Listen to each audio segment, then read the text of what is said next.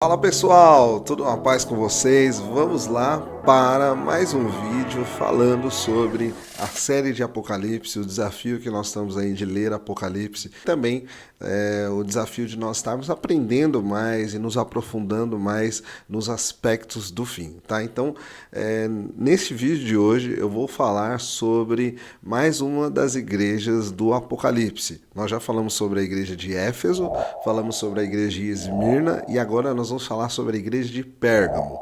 Lembrando que essas igrejas elas apontam para um período profético da igreja, tudo bem? Então, essas cartas eram para a época, para as igrejas da época, mas também ao longo dos anos, hoje nós conseguimos identificar que as características colocadas aqui no livro de Apocalipse, nessas cartas às igrejas, se identifica muito com o tipo de igreja e o período que a igreja passou durante a história. Então, essas cartas serviram para aquele momento onde João escreveu, mas também elas servem para o contexto profético e histórico, e nós estamos estudando isso aqui hoje.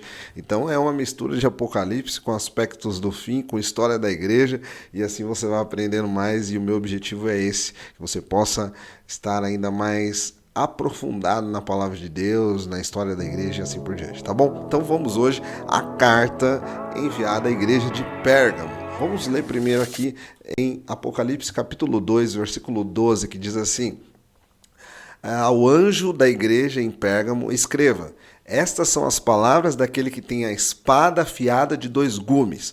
Bom, este termo é utilizado apenas nessa carta. Por quê? Existe um objetivo aqui, um propósito. A Bíblia, quando ela coloca a espada afiada de dois gumes, ela sempre menciona sobre a divisão de algo. Então a Bíblia está trazendo a separação de algo. Por exemplo, quando diz lá em Hebreus que fala que a palavra é como uma espada de dois gumes que faz a separação da alma do espírito. Então ele separa, a palavra separa a alma do espírito. Então aqui está dizendo, olha, essas são as palavras daquele que tem a espada afiada de dois gumes, ou seja, para um objetivo. Mas separar do quê? Se nós formos analisar na história, nós já falamos sobre Éfeso e Esmirna, logo depois na história vem um outro tipo de igreja que acabou se formando, aponta profeticamente para a igreja do quinto século, né, que é entre no ano 400 e 500 depois de Cristo. A primeira coisa, e é importante que você entenda, é que a palavra Pérgamo significa altura ou elevação. Então, a palavra Pérgamo significa altura ou elevação. E foi justamente nesse período que a igreja perseguida agora se torna uma igreja elevada à religião oficial do Império. O cristianismo agora se torna a religião oficial do Império Romano. Ele foi elevado acima das outras religiões. Então, justamente a carta direcionada a Pérgamo fala sobre exatamente esse ponto, ser elevado a um patamar superior. E foi isso que aconteceu com a igreja naquele período. E assim nós conseguimos identificar a primeira característica. E outra questão aqui, imagine você, a igreja que era perseguida, inclusive que os próprios romanos foram os responsáveis para matar Jesus. Então, essa igreja se tornaria agora a religião oficial do Império Romano. Mas como que isso acontece? Na verdade, diz a história, a tradição, que o imperador chamado Constantino, então grava esse nome aí, ó, é Constantino.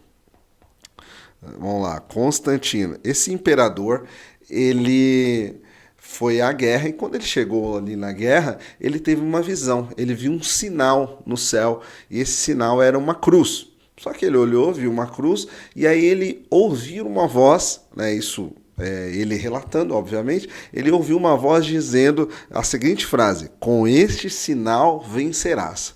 E aquilo ele ouviu foi tão forte no coração dele que ele foi e colocou aquele sinal da cruz nos brasões e nos escudos de todos os soldados do exército. E ali ele venceu aquela guerra. Então, quando ele voltou da guerra, ele procurou saber de quem era aquele símbolo, né, de qual religião que era aquele símbolo, e aí descobriram que esse símbolo, na verdade, aí falaram para ele que era de uma, entre aspas, seita, porque até aquele momento os cristãos eram perseguidos, eram considerados uma seita.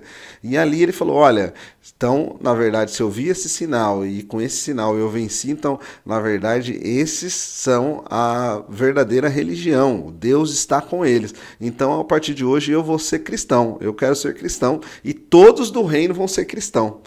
Olha que interessante. E aí ele começa a exigir que todos pudessem ser cristãos, né? Diz a história que interessante que as igrejas começaram a se encher, lotar, porque o imperador ordenou que todo mundo tinha que ser cristão, e aí ele ainda fazia alguns incentivos. Por exemplo, se você fosse na igreja, você ia ganhar lá um pão, ia ganhar lá também roupas novas, e além disso ganhava ainda prata, né? Dinheiro na época, ganhava a prata por ter ido à igreja. Então ele começou a incentivar as pessoas a irem à igreja, e aquilo que era perseguição contra os cristãos, agora começou a iniciar um movimento ao contrário.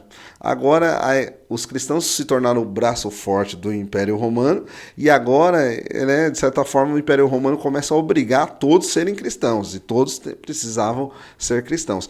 Então isso também fez com que muita gente que não era convertida começasse a participar da igreja, começasse a se envolver na igreja. E isso vai dar um fim aí que nós vamos ver na quarta igreja, que é a igreja de Tiatira. Nós vamos ver qual foi o resultado disso, mas vamos focar aqui primeiro nessa igreja de Pérgamo. Então, essa foi a história. Constantino teve essa visão e aí ele obrigou todos a serem cristãos. E vamos ler também agora em Apocalipse 2, versículo 14. Diz assim: no entanto, tenho contra você algumas coisas.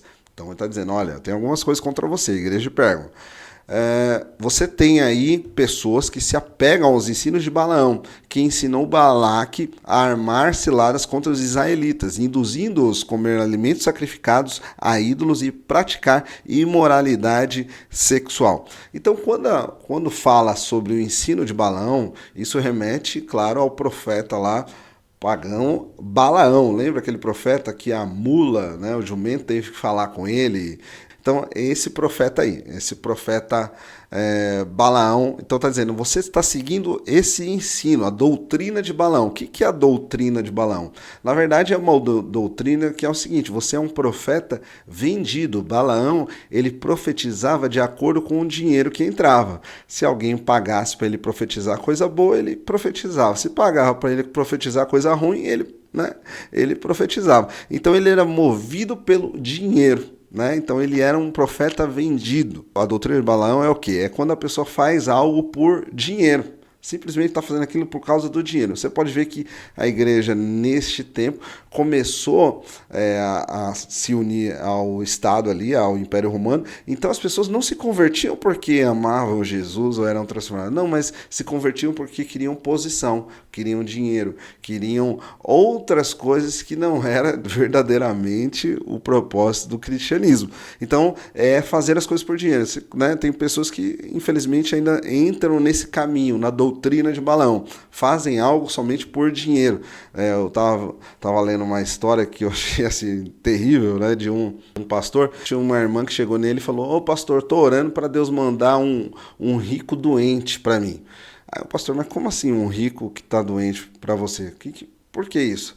E aí ela falou, porque eu vou orar por ele, e quando eu orar por ele, ele for curado, ele vai ficar tão grato que ele vai me dar dinheiro, ele vai me abençoar financeiramente. Olha que terrível isso, é uma história verídica, olha que terrível isso, ou seja, a pessoa não está se importando com a cura do irmão, ou com o bem-estar do irmão, ele está se importando com o que vai ter de retorno financeiro. Isso é terrível, isso é a doutrina de Balaão. Há um tempo atrás, quando eu comecei a trabalhar com internet, eu fazia um trabalho para uma convenção de igrejas.